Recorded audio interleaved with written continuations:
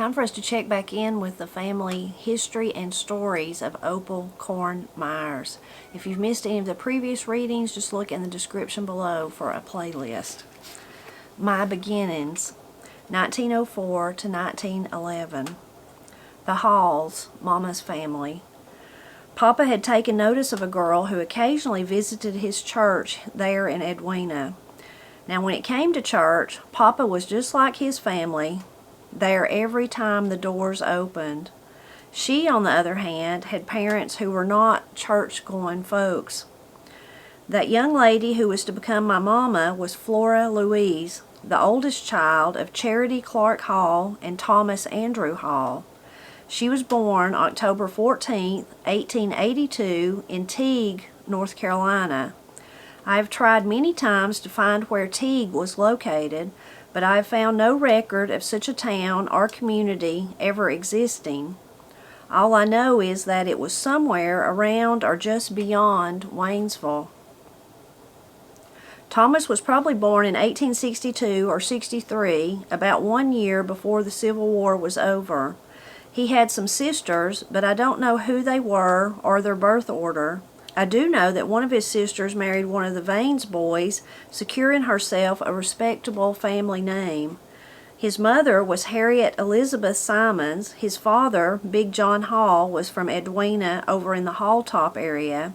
John was supposedly taken prisoner by the Yankees, but no record of him was ever found. We have always believed that he was the unknown rebel scout killed by the Yankees and then buried by some of the community people in an unmarked grave in the cemetery on Persimmon Hill. After John's death, his wife moved to North Carolina with her children, where she married an Ellison. We don't know when my Grandpa Hall moved back to this area or when he bought his big farm, but we do know it was before he fought in the Spanish-American War, which took place between April and August of 1898. Mama told me stories about when she was a girl, probably close to 16 years old, when her papa was away during that war. She and her mama and younger brother John were left there all by themselves, and they would get so scared, especially at night, because they thought some wild animal might get into the house. Back then, there were many more wild animals in these parts than there are now. Since there may have been good reason to be afraid without a man around, Grandpa had asked the nearest neighbor, who was still not very close, to watch out for them. He would have never heard their cries in the night through the acres of dense forest should they have been attacked. So the door of their little cabin was fastened with buttons and latches, but they were pretty sure those would not be stout enough to keep the animals out. Every evening their neighbor would come over to secure their cabin as best he could. He would latch the door from the inside and roll a big log up next to it. Then he would wedge a large pole up against the door. This would keep the bears and panthers out, but it also trapped him inside the cabin. In order to go home, he had to climb over the narrow window, not any bigger than 2 logs tall. The window was also about 4.5 to 5 feet off the ground. In the morning, Mama and her mother, with the help of John, were able to remove the pole and roll the log away from the door. Grandpa had some peculiar ways about him. He was very strict with his family. He was one to believe that boys should get the educations so that as men folks they could get some kind of big important job like teaching, owning a store, or something like that. The woman's place was to work at home and serve her man. No need at all for her to have an education. She had no time to be lollygagging around reading or writing, and when my grandpa thought that's the way it should be, that's the way it was. Mama wanted to attend school, but Grandpa never even thought it was worth discussing. So Mama never did get to go to school, and of course Grandpa always made sure no boys got too close to his daughter. She had to stay home and plow and doing her work and part of John's. And when John got home from school, he still had chores to do as well as his studying. Both Mama and her brother were very unhappy. One night when John was 15, he slipped off and joined the army. In order to enlist, he had to lie about his age, and this caused him much regret later in life. Living with Grandpa's hurt and disappointment in John made everyone's life harder, especially Mama's.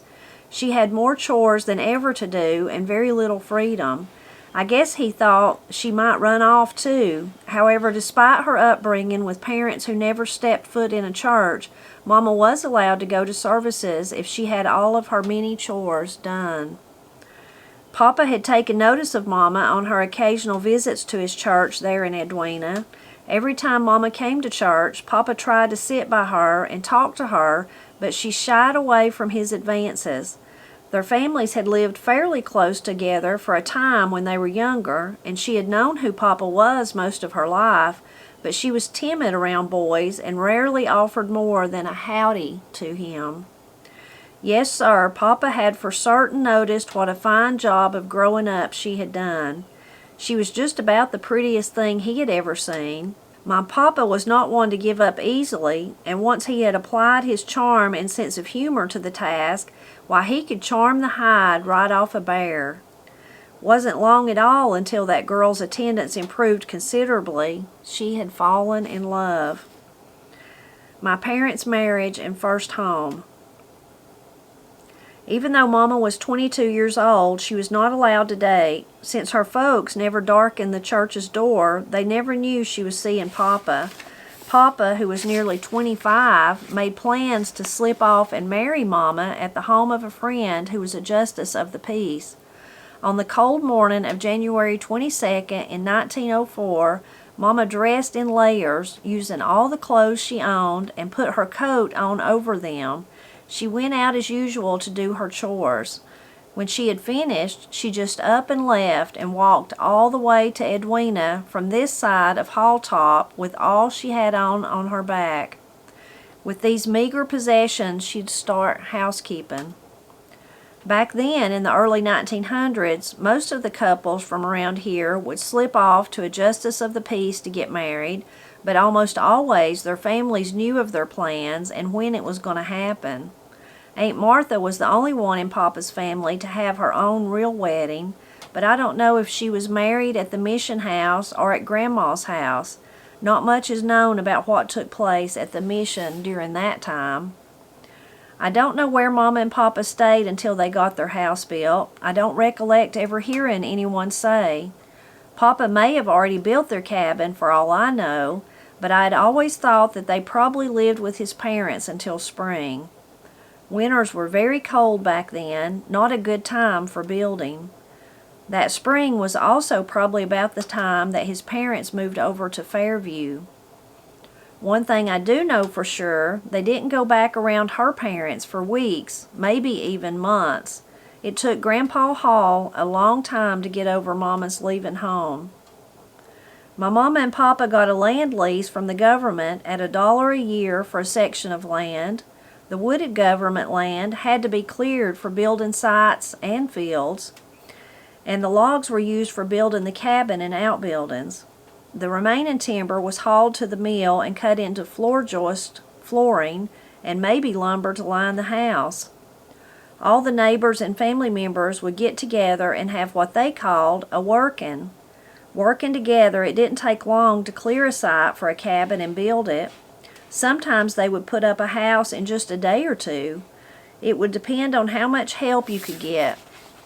Papa certainly had a big enough family and many friends, so I'm sure it didn't take them long to build the cabin. I don't know if it was at the same time or not, but they also helped Papa build a barn for the animals, a crib for grain, and storage buildings. For the working, the women would bring food and cook while the children would run through the woods and play. It was free labor, good fellowship, and fun for everyone. People took turns helping each other that way. It was a nice way to live.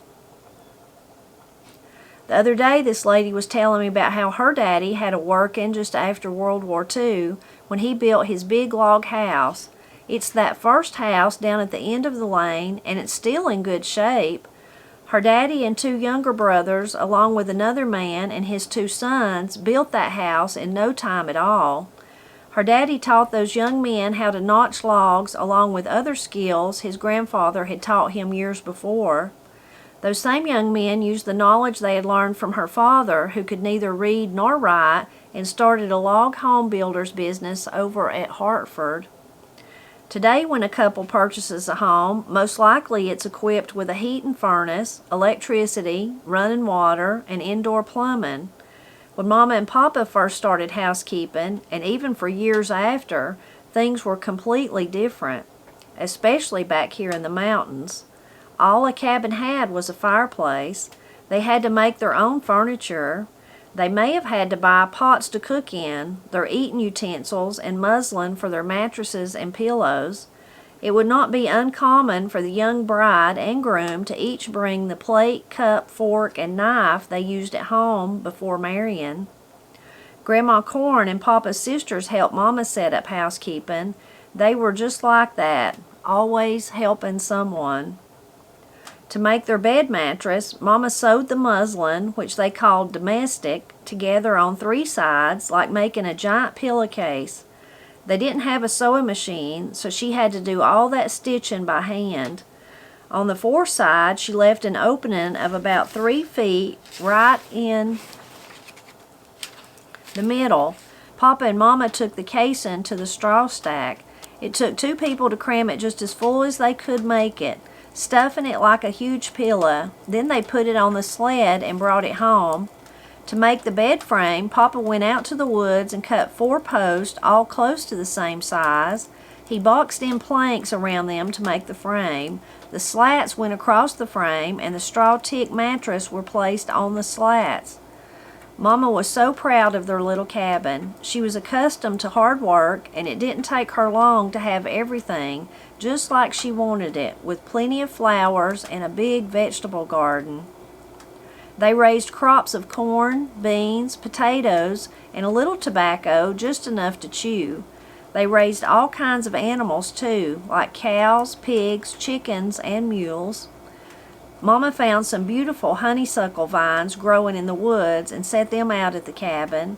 She let them grow up on the porch and around the door. Nowadays, most people don't like honeysuckle because it can be so difficult to control, but Mama kept hers clean and neat as long as she lived there. Mama had a lot of flowers that you just don't find much anymore. One was trailing arbutus, which comes up really early in the spring and lays close to the ground. It has a single leaf, shaped like an ironwood leaf, and small pink flowers with the most wonderful fragrance all over it. There used to be a lot of it around here. The road bank from Clark's to Phillips was once covered in it, solid arbutus. Oh, it's the best smelling stuff. At one time, there was a grave at the cemetery covered with arbutus. I tried to talk them out of mowing over it because I had planned to bring some of it up here to set out. Arbutus is so pretty and doesn't get tall. It wouldn't hurt a thing growing there, but to them men, it was just trash, and before I could get any, they had mowed it down. If I ever catch any more, I'm just going to dig it up and set it out. The plant that ate the South. I remember hearing Mama talk about how Aunt Martha came and they planted all those cedar trees. Everyone knew of Mama's love for plants and pretty flowers, and there were many people who would give her a start of this or a start of that. Lewis Clark, supposedly a direct descendant of William Clark of the Lewis and Clark expeditions, was one of those people. Even though Lewis was one of Mama's cousins, she always called him Uncle Lewis. He was respected by everyone and well known as a dedicated Baptist called to spread the gospel as our circuit preacher. Without a horse or a mule to his name, Uncle Lewis probably traveled hundreds of miles a month, all on foot. That's how he got his nickname, Travelin' Toe. It was said that he knew all the paths on his circuit so well that he could actually walk and read his Bible, even at night, while holding his lantern without so much as stubbing his toe. Uncle Lewis told Mama that there was this wonderful plant that he had seen. He had met some people who were using it as pasture food for their animals. Mama asked him to bring her some, and that's how kudzu was introduced to this area.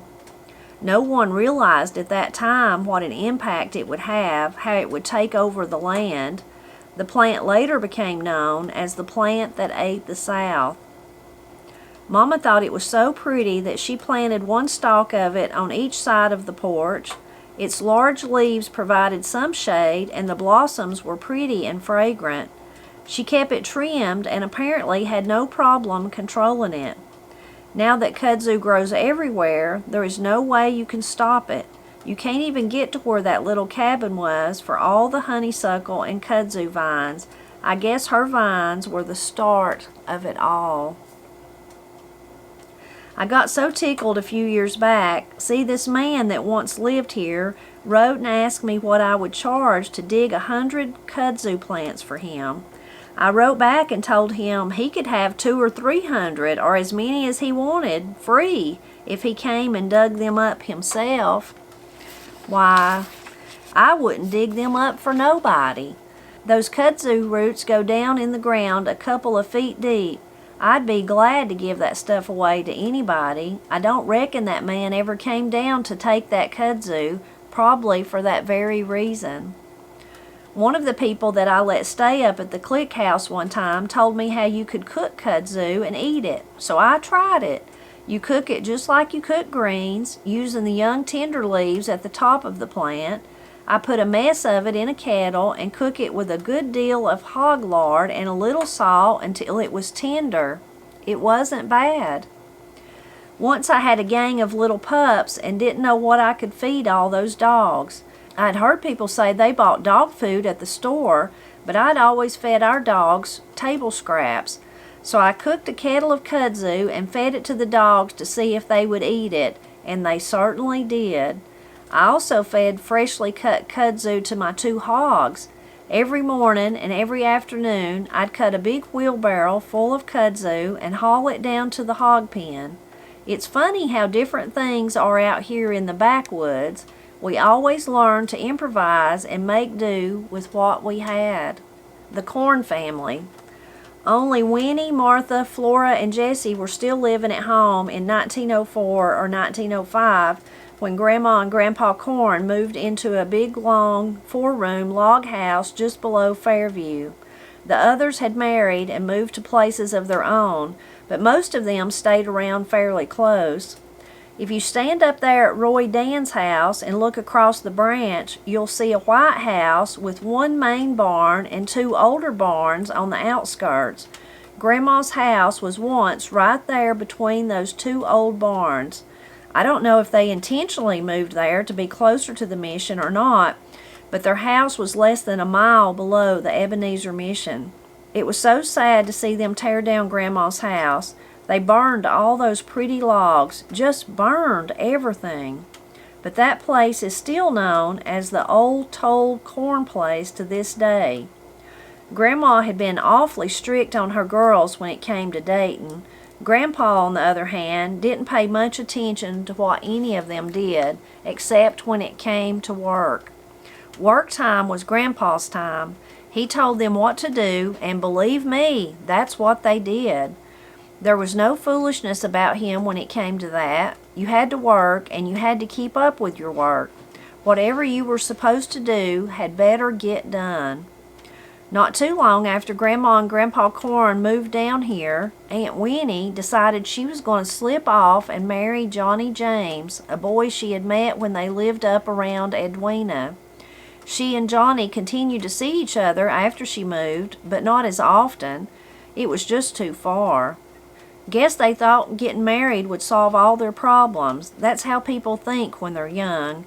And they were both very young. She was only about 14 or so. Of course, when Grandma found out, she quickly put a stop to their plans. Grandpa just didn't like the boy much at all after that. So Johnny, believing there was not a chance for him and Winnie, married someone else. He and his wife had 7 or 8 children. Winnie later married Hugh Turner when she was 17 or 18. They had a set of twins and 1 other child. One of her twins died at birth. Funny how many years later, after Hugh had died and her kids were almost grown, Winnie and Johnny, whose wife had also died, met again, and this time they married. Johnny's two younger children, who were probably around 7 and 9 years old, could not accept the idea of their father being married to another woman. They caused as many problems as two young'uns could think of.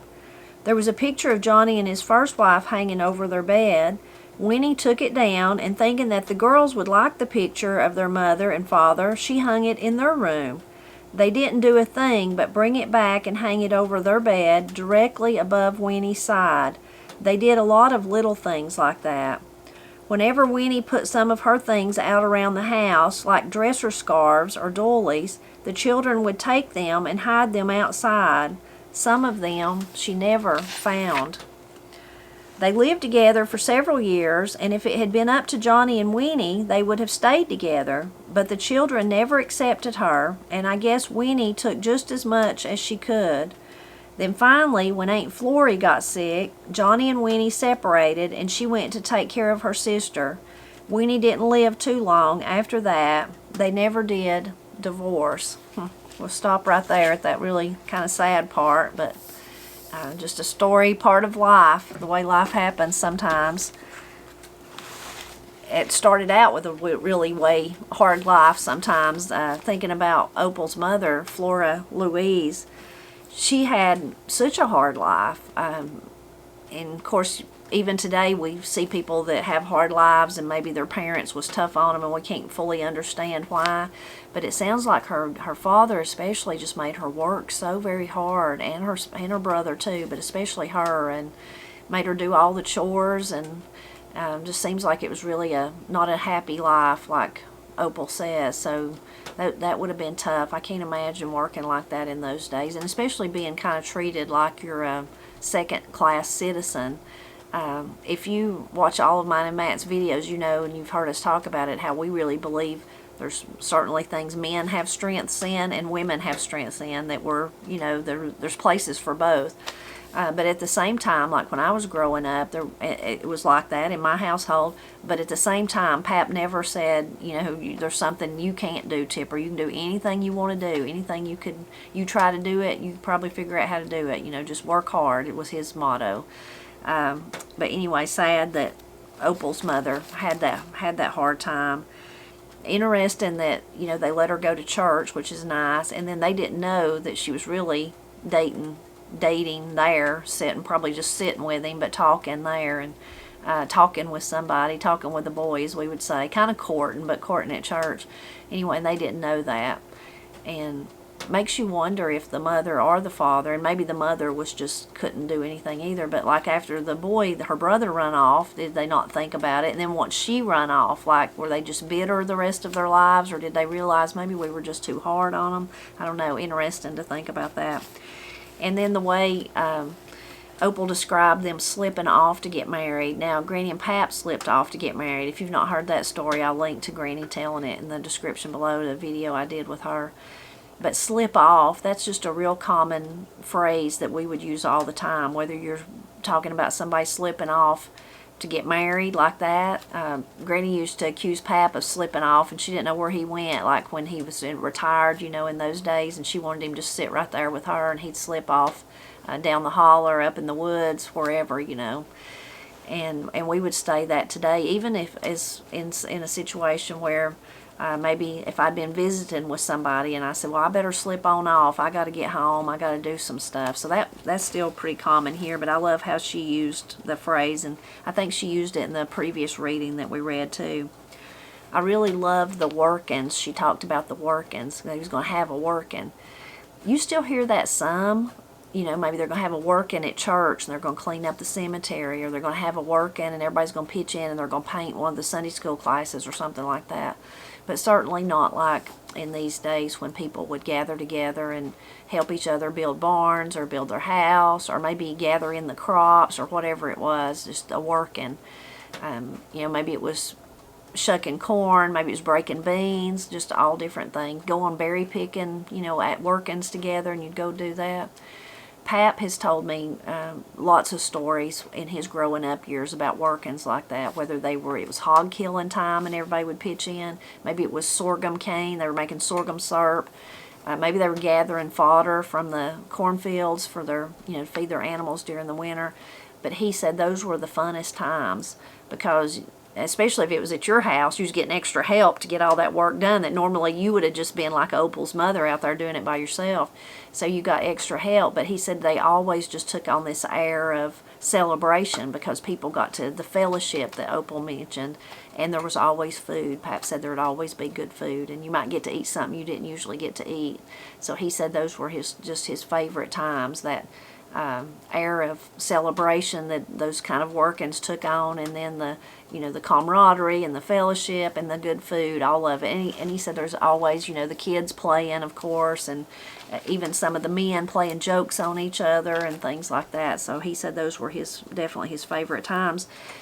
And it reminds me of the, many hands make light work. It's amazing, even Corey and Katie, when they got big enough to help, how me and Matt could be doing something in the garden, and if they helped, how much faster it went, how much easier it went. Even though they were not fully grown, they just helped, So I really love that, everybody pitching in together. And interesting that when she's talking about her mom and daddy, once they do slip off and get married, and they didn't talk to the Halls for a long time because they was afraid of, I guess, what they would say, but that the Corns, Papa's parents, that they pitched in and they helped, and they were just, she says they were just like that, they just did. But you remember, she's already told us that the Grandpa Corn was kind of, not faithful, so that's just interesting to think about that. That's kind of like, which is true, we're all sinners, and we're all a little, maybe we're not, I don't like to call myself a saint, but you think of that term, sinner and a saint.